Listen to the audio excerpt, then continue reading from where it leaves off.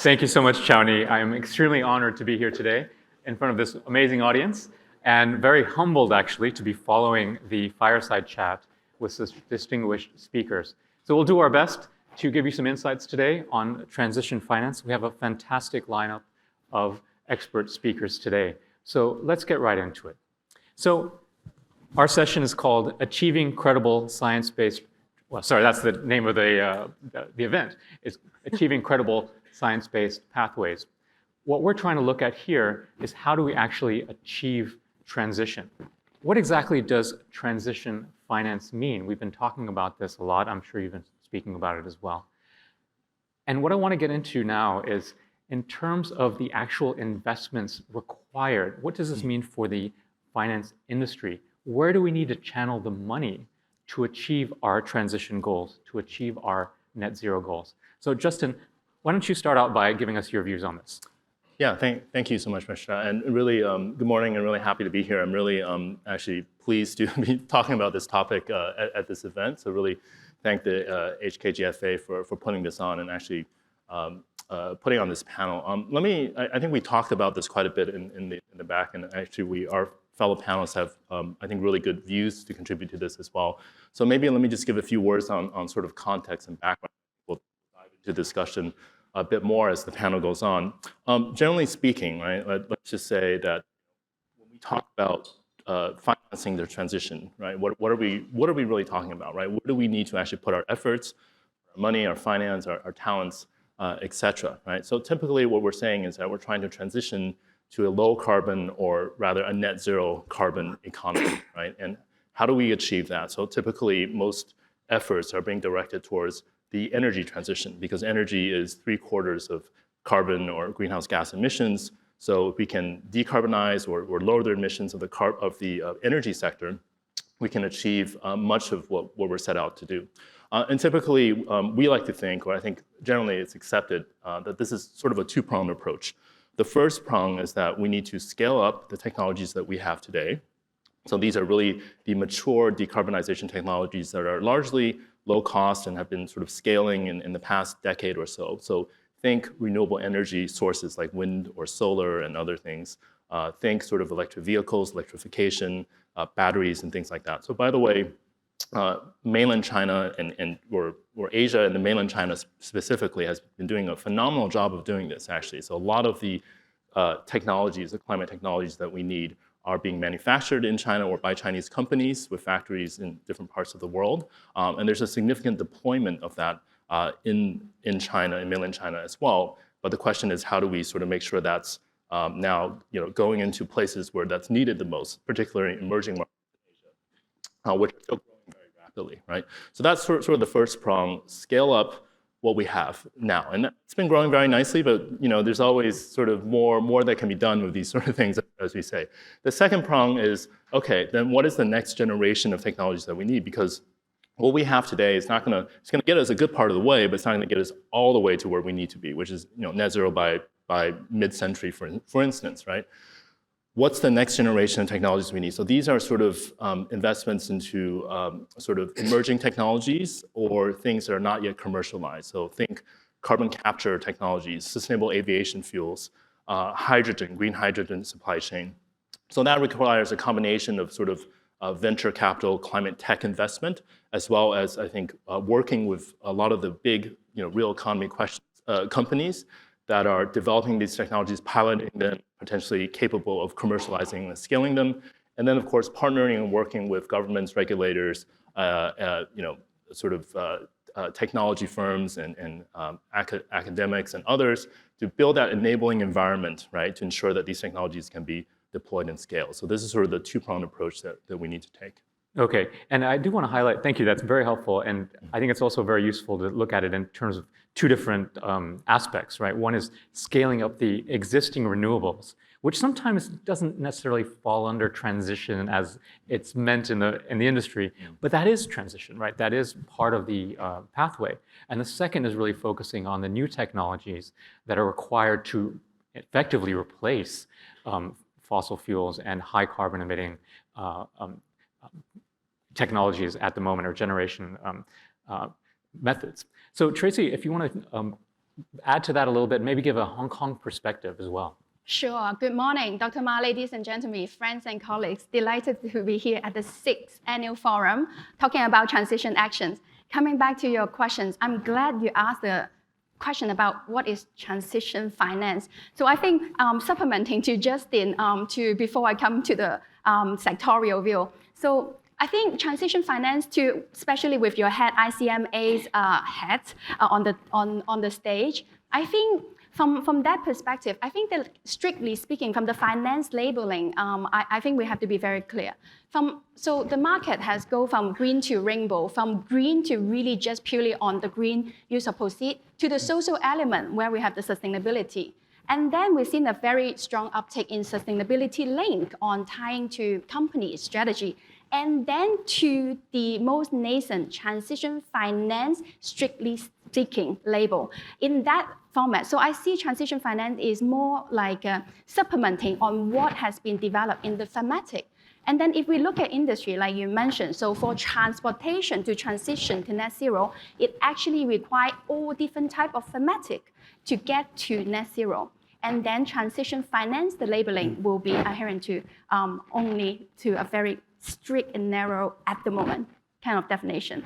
Yes, so we do have to be quite careful about how we use the term because people can mean different things. There's no one right or wrong answer. It's just that we have to make sure we're talking about the same thing when we're having a conversation. And coming back to your questions on supplementing on the opportunities that Justin mentioned as well, bringing closer to home for Hong Kong and the Greater Bay Area, there are already very good reports published that are highlighting the transition pathway to the GBA cities, including Hong Kong. Essentially, it looks at the power sector, the building sector, transportation sector, and manufacturing in particular in mainland. So with this perspective, I think we heard from our environmental commissioner in the slide chart earlier that mentions for Hong Kong power sector to go decarbonizing coal, to go to green renewable, gas have a role to play, and also CCS as well, carbon capture storage, and hydrogen. These are opportunities that we need to develop and technology that need to develop. And then going to the building sector. Building sector, we can't just build the new building green. With all the building stock, we heard about the statistic. 90% of the energy use are from building sector, contributing large carbon emissions in really high density like the GBA. From that perspective, to decarbonize existing building, looking at green retrofit is important. Now, transportation. Transportation, of course, everyone knows EV is the opportunity. But actually, in one of the reports that we will be sharing in the afternoon, on the GBA report, we look at what is the pathway for transportation to really all the way to decarbonize. And for that, beyond EV, changing the road model, removing car and leveraging on mass transit railway and also shipping has a role to play. And then for coming back to manufacturing, being in GBA, a lot of manufacturer in the mainland. And from there, actually the power sector decarbonization actually drive a lot of that segments. And then of course, we also need to look at supply chain. Okay, thank you very much. And I think it's really useful that you've given some very concrete examples of the types of investment that can be, I think we can all agree, would be included in transition finance, and especially those relevant to Hong Kong, such as retrofitting, looking at transforming transportation networks as well, extremely important for Hong Kong's own mix of energy. Okay, so I'm going to get a little bit more specific now about transition finance. I think we've been slightly philosophical, given some good examples, but let's go take a data-driven approach. And Rong, I'm going to ask you a question. When you look at transition finance, so as finance professionals, we like to quantify things. We like to have nice charts showing the growth of issuance or the growth of the market. So if you have to size the market for transition finance, how do you actually go about defining that? What do you include? What do you exclude in terms of assets, issuance, flows? Thank you, Mushtaq. That's a great question. As the data provider on the panel, I'm tasked to provide some numbers to help in understanding the landscape. And I think my fellow speakers just explained the transition finance. I think that the unnecessary narrow definition or interpretation of transition finance could prevent the capital flow that goes into areas, investment or activities that are actually needed to finance the whole economy. And here I really want, before I cite numbers, I think I want to cite the G20 Green Finance, Sustainable Finance Working Group's definition of transition finance. So they really call out the concept of whole of economy. So they refer transition finance as the financial services supporting the whole of economy transition towards net zero. I think that's really important because a lot of the existing, sustainable finance market, they're developing so fast, but most of the financing efforts are focusing on those already green or nearly green activities. Those carbon-intensive sectors, and as taking part of a large part of the economy, actually need financing, and there is a gap that is acknowledged by leaders of the G20 and the industry participants. So, if we're looking at the numbers from S&P Global Ratings, so we're seeing that the green, social, sustainable, and sustainability-linked bond issuance this year remains very steady. So our estimate is that by end of the year, the size will be around 900 billion. It was anticipated to be overcoming 1 trillion, but now I think with the existing economy, 900 billion is still a very good number. It's almost as 2021 performance of the market. And with that number, green bonds have account for more than 50% of the whole, we say GSS-SSB issuance. And if we talk about transition finance, the number is 0.2%. And that is down from the 0.4% from last year. So it doesn't matter if it's 0.2 or 0.4, the number is so small. Like the size of the transition financing is so significantly lower than what is needed to finance the transition. And just now, I think Justin and Tracy, they all gave examples of how financial institutions could play a role in the transition finance. I got some interesting figures on hand. So despite the growing urgency to address climate change among financial institutions, our data show that very few financial institutions in Asia Pacific are actually setting a net zero targets. The number in APAC is 13%. And that number compares to a 44% in Europe. So you can see it's like 13%. And another interesting findings that we actually observed from the annual S&P Global Corporate Sustainability Assessment engagement with financial institutions, we asked them a question. Do you identify climate change as a material risk to your organization? So less than 25% of Asia Pacific financial institutions consider climate change as a material issue, less than 25%. So I think it really shows that there's a long way to go. Wow, those are really interesting statistics. And I have to say, in my role as I manage Asia Pacific operations for our association, but we have our global association. The conversation is very different sometimes in other regions. And I think there seems to be a broad consensus, certainly from the financial industry and financial institutions, that climate risk is a credit risk, is a banking risk, right, is a financial risk.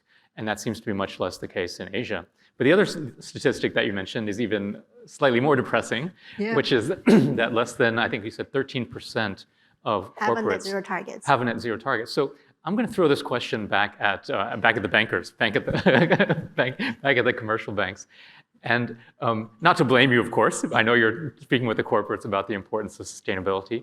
But when you actually have the conversations with them, and this is really for Justin and Tracy mainly, when you have the conversations with them about, okay, let's issue a green bond, let's get involved in transition finance, let's put together a sustainability strategy, let's put together a transition pathway.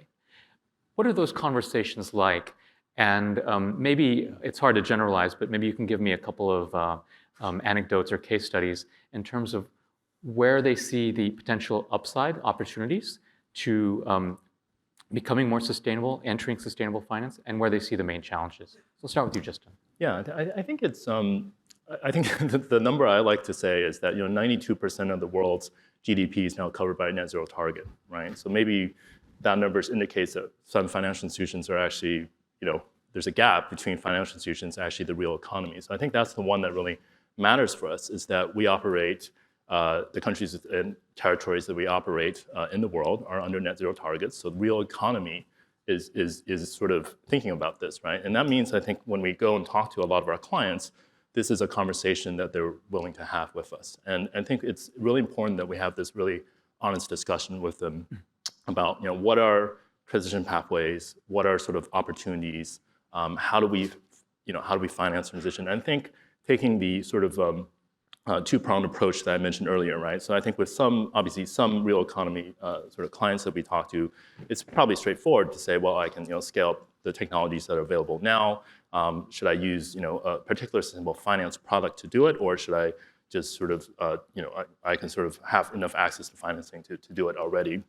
Whereas I think for others it's much more tricky, right? And this is, I think, where that discussion of transition finance comes in. Do we need another category, for instance, of transition finance, and how do we define it exactly, what that means, right? Are there sort of interim steps that we need to take? So I think an interesting example, just to sort of maybe throw it out there as a thought experiment for the audience, is, for instance, I'll go back to the aviation sector, right? So we know that sustainable aviation fuels are going to be needed in the future, and we have some solutions there, and there's quite a bit of investment going into it, by the way, but it's not yet commercially affordable in most cases. So it does need some time to scale and more investment, and et cetera. So in some cases, if you speak to an aviation company, for instance, wholesale adoption or massive adoption of sustainable aviation fuels tomorrow is probably not a feasible solution, right? On the other hand, there are things that they can do immediately, such as, for instance, modernization of their fleets, right? So more efficient aircraft, or actually ground operations, right? The way you do routing and sort of things, that already gets you more efficiency and sort of cuts down your existing emissions before you sort of take it to the next stage. And then I think the question about transition finance is that, do you need a category of transition finance to do those things that you can do today, right? And this is, aviation is an example, but it applies to a lot of different industries as well. Or can you access sort of the so-called vanilla market, bond market, or loan market, and sort of achieve that already through there, right? So I think that's an interesting discussion to have. And furthermore, I think there's another one about sort of what we call behavior-based or behavior-linked debt, right? So for instance, can we sort of put a KPI about achieving a certain amount of efficiency or emissions reduction, right, on a particular loan, for instance, or bond, right? So that's been another discussion. You see this versus the SLLs, or sustainable linked loan market, actually growing quite dramatically. I think it's the second highest after green bonds in the sustainable finance market. So that's why I think that's been a very popular category. But again, it's an open question, I think, to everybody to think about whether is that enough for what we need to do the incremental transition that often is needed, right, for some of these harder to abate sectors, or ones that are not yet commercialized yet. Yeah, I'll give a brief aside, if you don't mind, I like that term, behavior-linked debt. I hadn't heard that before. But I think what you mentioned, sustainability-linked loans and sustainability-linked bonds. If I may, just to clarify that, so sustainability-linked loans and sustainability-linked bonds, that's basically debt, either bonds or loans, where the performance, the payout, or the economics are linked to attaining a certain sustainability goal. But the use of proceeds can be anything. They can be for general corporate purposes. It's really at the corporate level where they have to meet the sustainability targets, whatever they may be. In traditional green bonds, traditional social bonds, those are based on the use of proceeds concept. So basically the proceeds are being channeled not to overall corporate purposes, but to specific projects. So just to clarify that, if you don't mind. Yeah, and the argument for that is that you can leave it to the client to decide what's the best way to use it, right, to sort of achieve its goals, its sort of decarbonization goals. Exactly, and in our experience at ICMA, what we found, particularly in Asia, is that sometimes it's difficult for, especially corporates, to find projects in scale that they can identify ahead of time to fund for green bonds or social bonds. And especially for companies in transition, it aligns very well with their own transition pathways towards net zero. Okay, sorry for that aside. By the way, one more aside that, excuse me, if you have any questions, please feel free to ask them on the app. I may pick your questions. So go ahead, Tracy. Sure. So I want to go back to your questions on, the client conversation. I think that's very important. So I look at the Asia sustainable finance originations of 21 markets. So it's really client at all sort of journey, but I will group them into 3 groups. One is where clients actually need a lot of early stage help in terms of from data, disclosure, reporting to setting their own sustainability strategy. So this requires a lot of early stage help. And then in the middle, where we see a group of clients, they are actually more advanced, and they are in specific market when you see new transactions come to the market, and they actually want competing among their peers. So we see improvement. Going back to Justin mentioned, like aviation, shipping. So these segments, we already seen, the very good, we're talking about decarbonization pathway, the importance of the pathway. So the industry already have the decarbonization curve defined. And we have seen this shipping or shipping leasing company that competing with actually, I want to go into the sustainability loan market that I want to demonstrate I actually beat the curve and doing better and better.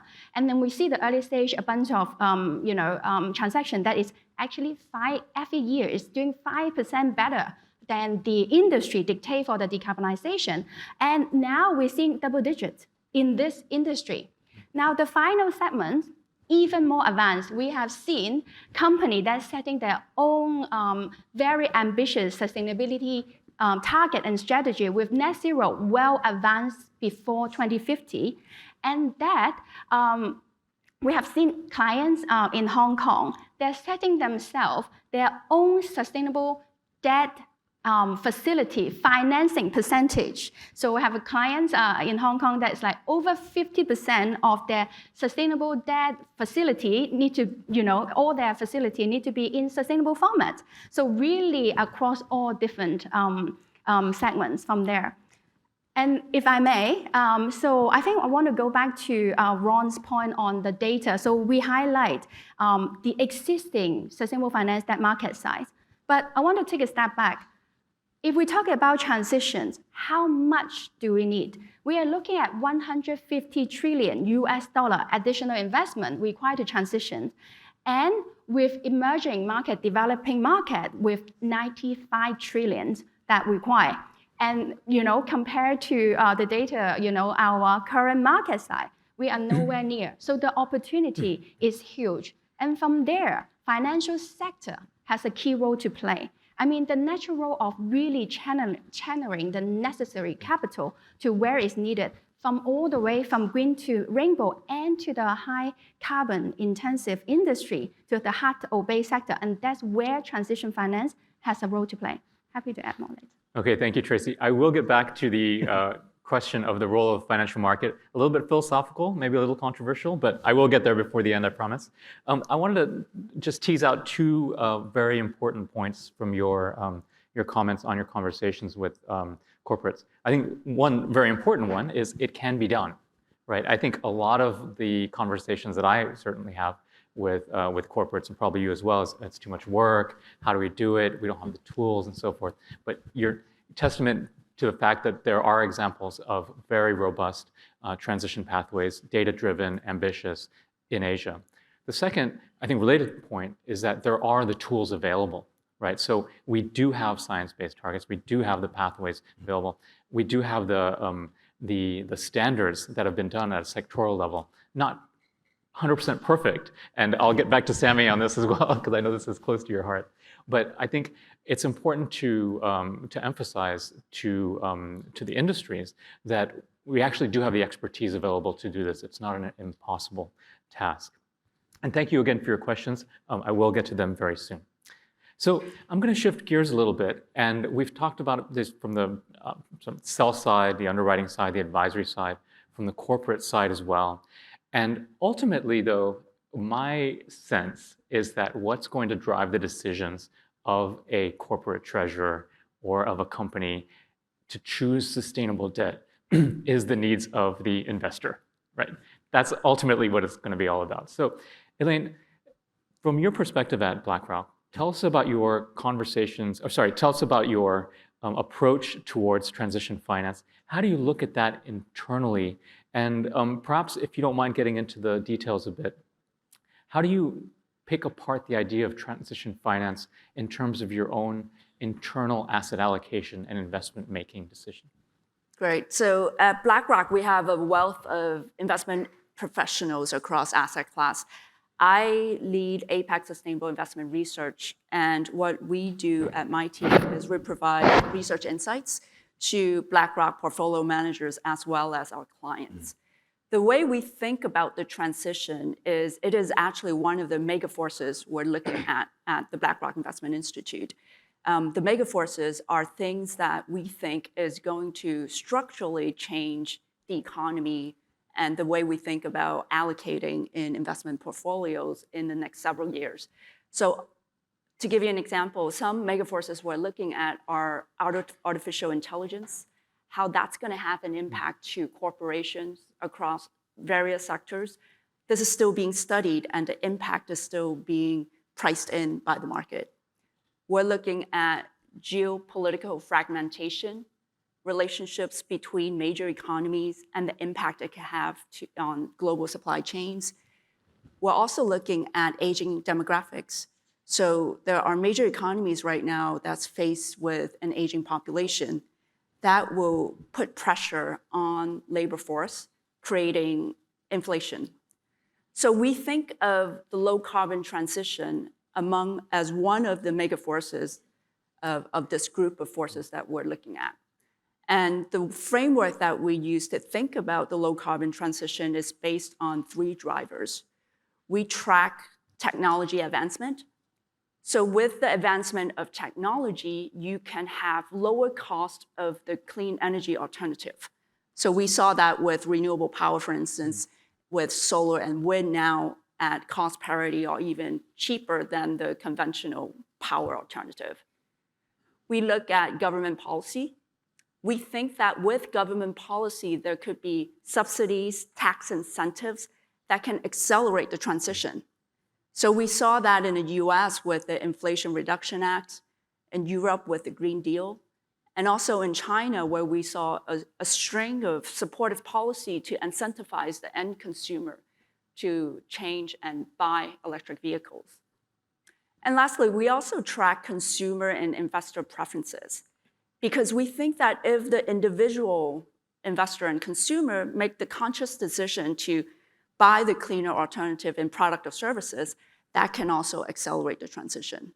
So one thing that we're tracking is when these 3 drivers align, then you have something what we call a tipping point in adoption of clean energy alternative, is when the cost of the cleaner alternative is cheaper or at parity to the conventional.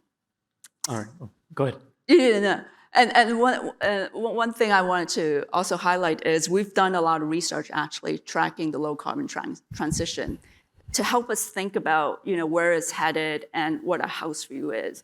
And some of the high level conclusion is that it's going to be a multi-speed transition. Because as we're tracking these drivers, we find that there's going to be regions around the globe that can get to net zero sooner than others, namely countries within developed markets, whereas in countries in emerging markets, they may be faced with higher cost of capital, which makes it a bit more costly to finance some of these projects. They have higher energy consumption growth, and they also have higher share of hard-to-abate sector. So the way we think about the transition, therefore, it's multi-speed by region, and it's also multi-speed by sector. Okay, this is super interesting, and I'm going to try to make some sense of this from my perspective. But it sounds to me like your approach is very macro. It's very big picture theme. So what I mean is, instead of looking at transition finance as some of us sometimes do, and sometimes at ICMA, as an asset class, as a type of investment, as a type of project, as a type of technology, you're looking at transition finance as a global theme that is affecting macroeconomic factors, that is affecting national economies, that is affecting credit risk for different sectors. And so you're looking at really transition finance across the board as affecting all of your investments and factoring that in. Is that accurate representation? Yes, we are a fiduciary to our clients, and one of the key objectives is to monitor material risks and opportunities, including sustainability and low carbon transition risk and opportunities. So we view this as a part of our duty. Super interesting. And let me ask you, to take that a bit more broadly, of course, you've characterized BlackRock's internal approach to this, but when you talk with other investors and sometimes your asset owners, are there differences in the approach towards transition finance? Are there different ways in which people tackle this question or look at investing through a transition lens? Yeah, that's a great question. So the asks and questions that we've been getting from our clients on transition investing has been increasing. So we conducted a survey recently, getting answers from 200 global institutional investors, and we found that 56% of them are thinking to adding to transition investment strategies in the next 1 to 3 years. So the increase are coming in. And the different perspectives that we've been getting from investors, and sometimes our clients want to align their portfolio to net zero by a certain date. Sometimes some of them want to look for alpha and return from these transition investments. And then there are some that don't want to lean in to sustainability. So as a fiduciary, we need to offer choice to our clients and offer a whole portfolio strategy on this. So what we did was back in June, we launched our transition investing platform, which is more than $100 billion in asset under management. It involves products and investment strategies across asset classes in index, ETF, actively managed funds, as well as private markets. Okay, I have a follow-up question for you because I'm curious now. You mentioned that many of your clients request aligning a strategy towards net zero or aligning a fund perhaps to net zero. I can think of, off the top of my head, I can think of maybe 3 reasons for that, right? One is because they think it's going to generate alpha. They think a net zero strategy will inherently, for reasons of risk and return, make more money or be more economically viable. The second reason would be that it's what their end investors or asset owners want, right? As a matter of policy or as a matter of preference or as a matter of moral judgment, I suppose. And the third would just be an internal policy. Maybe they have as a philosophy that they want everything they do to be aligned with net zero, for the sake of the planet, for their own reasons. What do you see in practice? Do you see a mix of those reasons? Do you see one dominating? Yes, we do see a mix. So for those that want to align the portfolio to net zero target, it might be driven, if it's a sovereign wealth funds, they have other considerations as well. And as you mentioned, if it's a fund or an investor that answers to their end investors, they might have those considerations as well. And the way we approach it, though, and I think one interesting thing we've observed from our clients is the change and the acceleration and sophistication. So back in 2020, for instance, we had clients who asked about what's green today. So they want to decarbonize their portfolio. So let's invest in the solution providers that provide the green technology. But transition investing is really about investing in companies that are transitioning and investing in parts of the economy, the high emitting sectors or companies that are transitioning to a greener future. And more, we're finding our clients asking about those investment opportunities now. So going back to the points that some of the other panelists made, and we do think that there are interesting opportunities. So for instance, it's not just about the wind farm operator that's interesting to look at as an investment, but it's interesting to look at the companies that produce the raw materials that feed into the clean energy equipment, like the electric vehicle, right? If you dissect the various parts of the electric vehicle value chain, there's interesting investment opportunities in companies that produce lithium, cobalt, nickel, copper, and a lot of these minerals are actually produced in Asia Pacific. So the growth opportunity is quite huge. Absolutely. Go ahead, Rong. Yes. Can I just add one thing? Mushtaq, you mentioned 3 reasons, and I want to add a 4th one. Please. So as an index provider, right? So S&P Global Dow Jones Indices, we're seeing a increasing demand for climate index solutions for different investment objectives, like ranging from low carbon transition, clean energy, or most recently net zero transition. So I think another reason for investors, being open or getting more and more into aligning their portfolio to Paris-aligned goals is because doing so actually doesn't make a difference to the portfolio performance. So we had, for example, the S&P Global Paris-aligned ESG Index.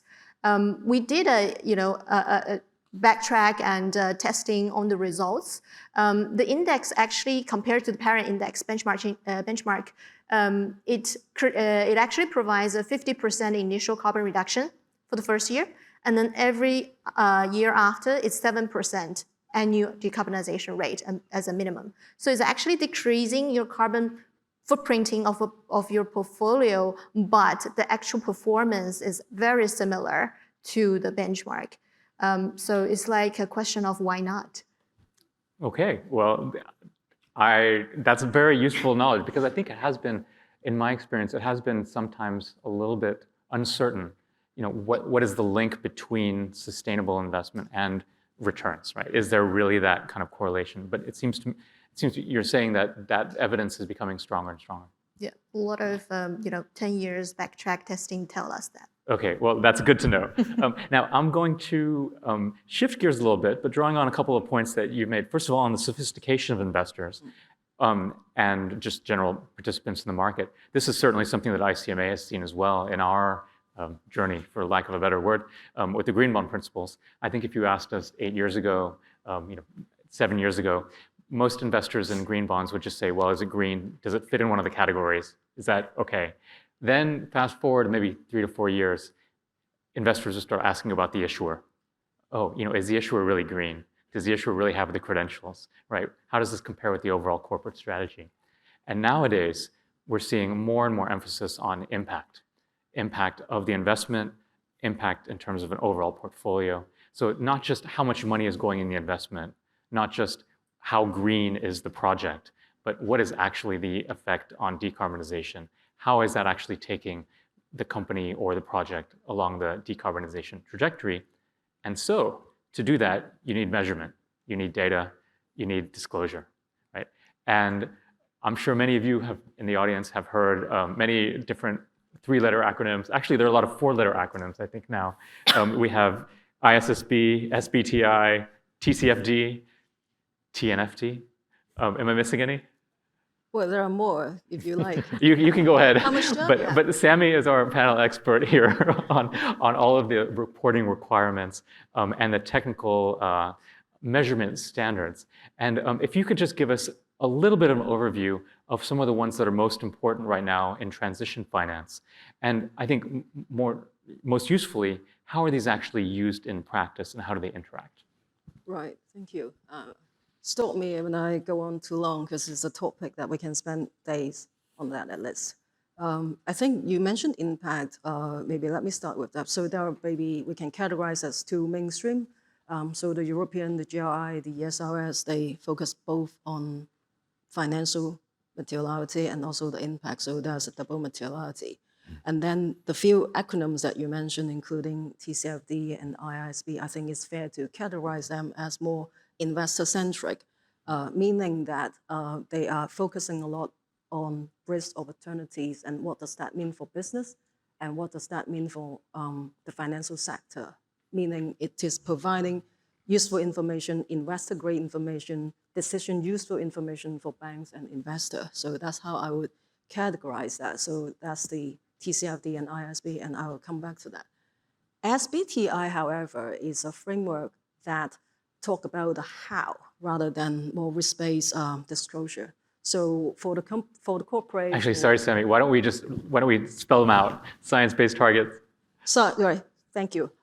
Apologies for all the acronyms. That's all right. Science-based target initiatives focus on helping the markets, guiding them on the how. So if someone claimed that, or a city or corporations that if you are to moving or transitioning to a net zero journey, then it talks about the base year, how you should target that, your target year, should you be going about absolute or intensity, boundaries, and all that. So it focuses on the methodology, how to do it in a credible way, which is linked to our topic, credible net zero transitioning. So that's about the how, the methodology. And then many of you have probably already have some familiarity of TCFD, Task Force of Climate-Related Financial Disclosure. To me, if we forget a second that it is a disclosure framework, to me, it has been a systematic tool to help non-scientists to sort of try to understand, identify, understand, evaluate, quantify, measure, and then disclose. It is a helpful tool for non-scientists to actually try to grasp a handle of climate-related risks. So they categorize as physical risk, transition risk, which has a high relevance and importance to the financial stability or the stability of the financial system. So let me break it down a little bit. So we are not scientists, and we have heard about all the IPCC model, all the extreme climate events.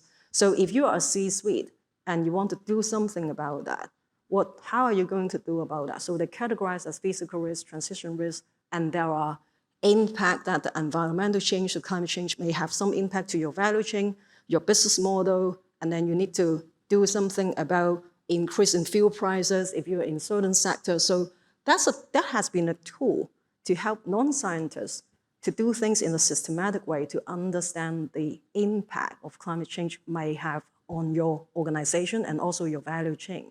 And this information has been extremely crucial for investors and the banks and also insurance company who are going to underwrite some insurance policy, whoever cares about longer term.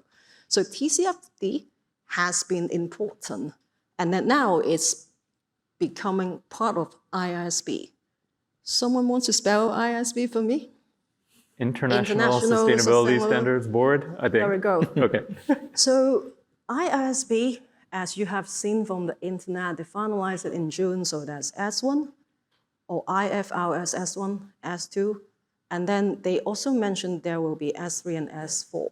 So if I eliminate the acronyms and the jargons, to me, it is the moment that the sustainability and climate change concept merge with the accounting financial concept, which is super important because from now on, we are trying to identify in a more risk and opportunity focus, and then the so-called investor grade decision useful information, meaning that management are going to work extremely hard to quantify the impact. And hence, once again, it's very important for bank and investor. And then how they operate each other. So there is S1, which incorporate a lot of fundamental important concepts from which accountants are very familiar with, but not necessarily for the more general broader market. For instance, what do you mean by materiality? How do you quantify the boundary? Are you quantifying your subsidiary or associate? How should you pick up those numbers? So those are important. And those are important, and accountants are quite used to it because that's how financial report has been prepared for decades. But it's not necessarily exist. So those are fundamental concepts, and they capture that in S1, including the general sustainable information. But you probably have been interacting more on S2, because our stock exchange has put up the consultation which Julia Leung mentioned earlier. And if we look at Singapore, SGX also have a very similar. So they are adopting a more climate-first approach. So here comes TCFD, therefore, is now part of ISB because we feel urgently we need to help the markets to do a better job in disclosing your climate risk. And which is not new, but we are moving on to a more quantification type of approach.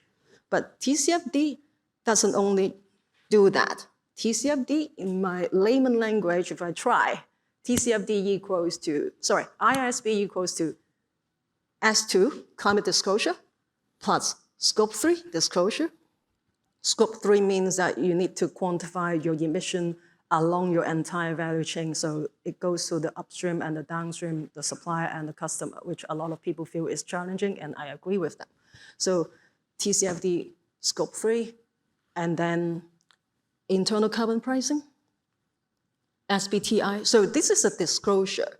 So it's not about how is it. If you have done that, you need to disclose that. So from a year or two later, corporates will need to disclose whether they quantify the climate risk, quantify their scope 3, and then if you have internal carbon mechanism, you need to tell people. If you have set target, you need to tell people. Whether your targets rely on offsets, just purchasing carbon credits, you need to tell people about that. Have you been verified? You need to tell people about that. So, and then there's one or two more important concepts I want to highlight.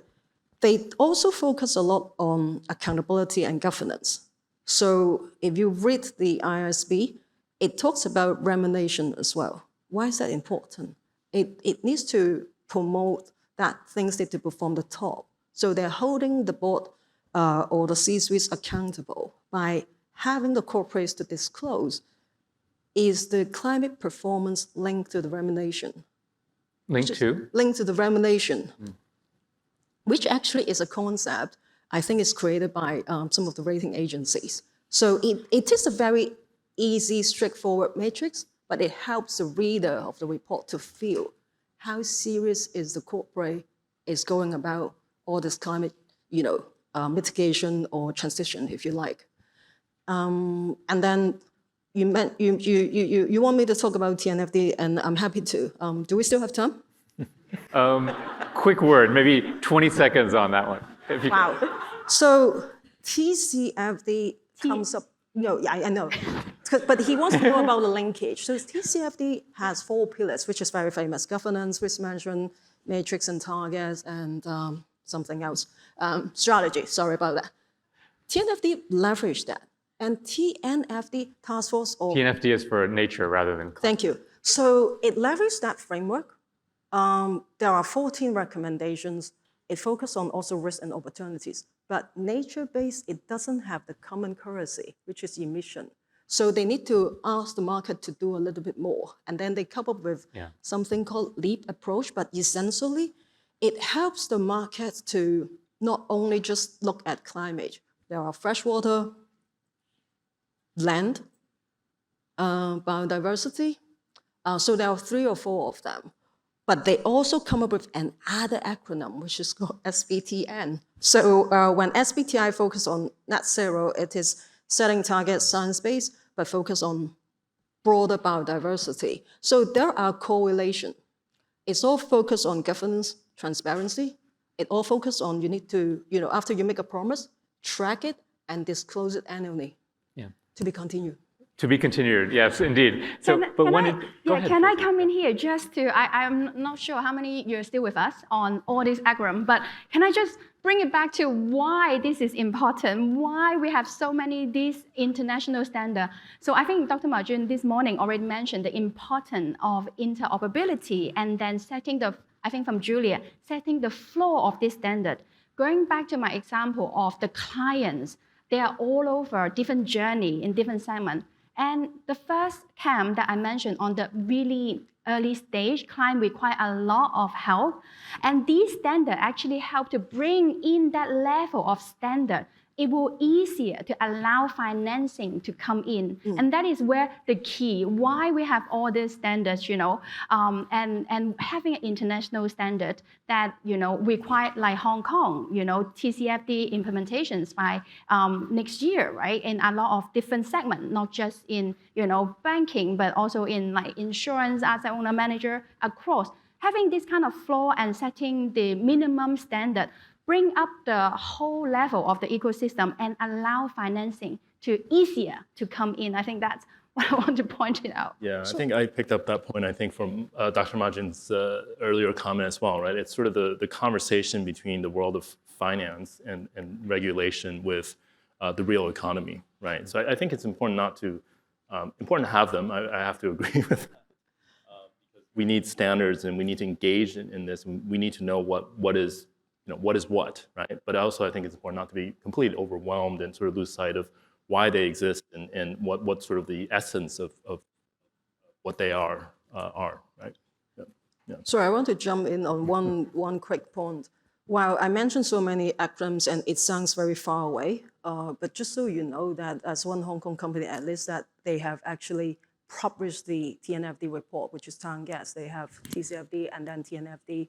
So they use the beta version and then they have published. So it sounds very far away, but actually people have done that and they map it with over 100 projects. So feel free to take a look and then see how you feel about the new standard. Again, proving that it can be done. So this is not an insurmountable already there mountain. Yes. So one, just among the many great points you made, one interesting tidbit there was about carbon credits, and we've had a number of questions actually from the audience about carbon credits. I'll pick one, which I think is quite good. Are you financing projects, or is the industry financing projects which cover both client transition and also generation of carbon credits? And what role do carbon credit projects have in the path to net zero? Happy to open that up to anyone who's willing to wade in. Happy to come in first and then for my fellow panel speaker to come in. So I'm glad the question is being raised. We do have a carbon credit panel after this, so do stay tuned. But I think voluntary carbon market have a key role to play. But what we're seeing at the market is there project quality vary and the standard vary and the price of the current market really reflect this. And what is important to have a well-functioned, high-quality voluntary carbon market can really help to accelerate the transitions. We're getting the money now to project that is not bankable. So I think that transfer of capital is important in using a high quality, high integrity carbon credit. And this is where ICVCM, another acronym, Integrity Council for Voluntary Markets, where Dr. Ma Jun is also at the board, and they have rolled out the core carbon principle, a international standard that, saying what is high quality, what is high integrity. So it's just been rolled out.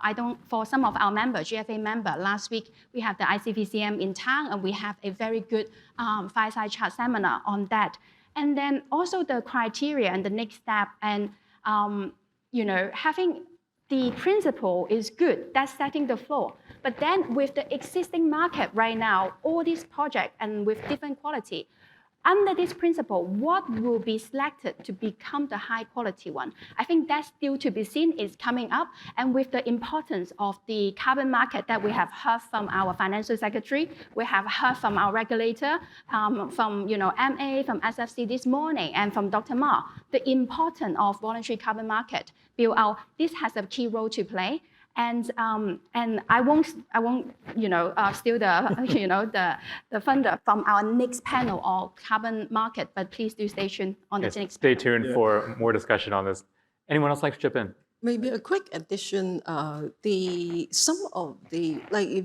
that Yuki-san will be here later. The G-Fans, they also have some methodology around transition finance. I think the market, some of them are proposing. We should not be relying on offsetting. So that's one thing which links to the role of carbon credits of the pathway. So if we refer to the SBTi framework, then you should be doing your decarbonization, and then the residual part only, then you're supposed to use the offset. I think clearly it's important, right? So take a step back. Why do we need to have carbon credits? I mean, the idea is that we need to use carbon credits for cases where it's either prohibitively expensive or somehow impossible for a particular company to achieve its decarbonization or net zero goals, right? Which I think in Hong Kong, this is a good place to have that discussion, because there is obviously not a lot, for instance, renewable energy resources that we can sort of build within Hong Kong, or just not sort of enough nature-based solutions and that sort of thing. So, they may be done in a more economic and feasible way in other locations, other jurisdictions, and therefore a trading mechanism, a carbon trading mechanism, will enable sort of companies in Hong Kong to sort of achieve these goals while supporting that additional abatement sort of solutions in other locations, right? But I think to Tracy's point and others as well, there's a lot more scrutiny. This is sort of, carbon credits have evolved a lot since the days of the Kyoto Protocol in 1999. No longer can you sort of build a wind farm and generate carbon credits. They truly have to be additional and something that's difficult to do that wouldn't happen otherwise.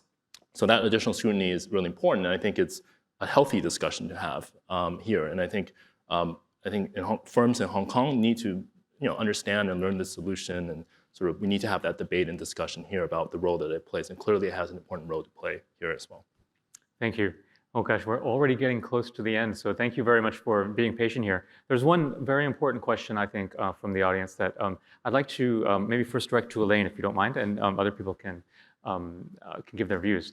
So for transition finance, would funds, institutional lenders, would they have appetite to invest if the issuer is operating in certain restricted industries? That's what the question is, but I think what's meant is certain not so green industries.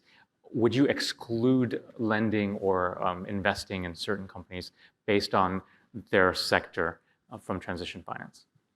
Yeah, so as I mentioned before, because investors are becoming more sophisticated and actually asking about investments in high polluting or high emitting sectors, I mean, that is one of the spaces that we're looking at as potential investments, because transition investing really is including various parts of the economy transitioning from high carbon to low carbon. So investments are required to get us there. So it could be metals, right? Metals and fuels. It's not just about investing in renewable, but it's investing in other types of fuels as well, as various sectors think about this transition journey. And we think that there could be alpha opportunities as well. If you think about the heavy industry sector right now, steel, cement manufacturing, which is very carbon intensive, there's yet to be a technology to be discovered that is cost effective to get us to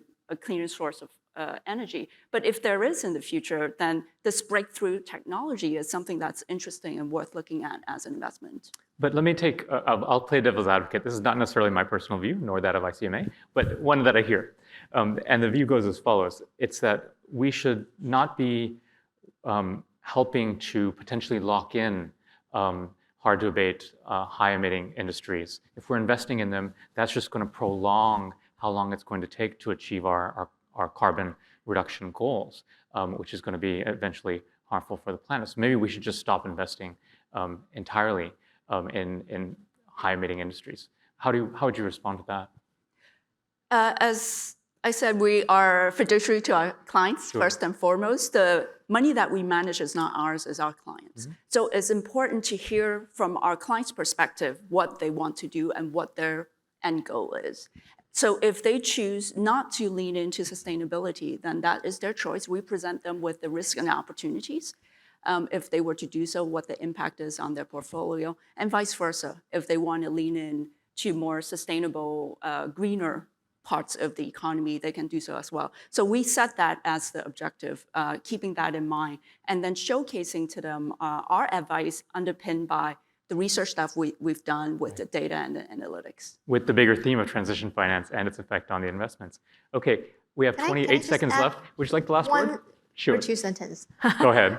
Floor is yours. So I think it's interesting that we're seeing more investors wanting to understand the transition spectrum. So S&P Global Ratings is one of the biggest external reviewer for green financing activities. And when we do SPO, we call it a second party opinion for any green bond transactions. We actually using a shading scale. It's called Shades of Green. It actually identifies projects that is dark green, medium green, or light green towards orange or red. But I think it's really important that we want to see more light green. It's not necessarily the best, right? It could be in a restricted industry, but it actually encourages movers to going towards the direction that we want to see, and also it incentivizes behaviors that even small steps in the near term, but still accountable for the transition. Because you may not be able to get there tomorrow to your goal, but what we want is steps along the way. We want progress. So a great message and an optimistic one to end the panel. Thank you all very much. Great insights. Really appreciate it. Take care. Thank you all.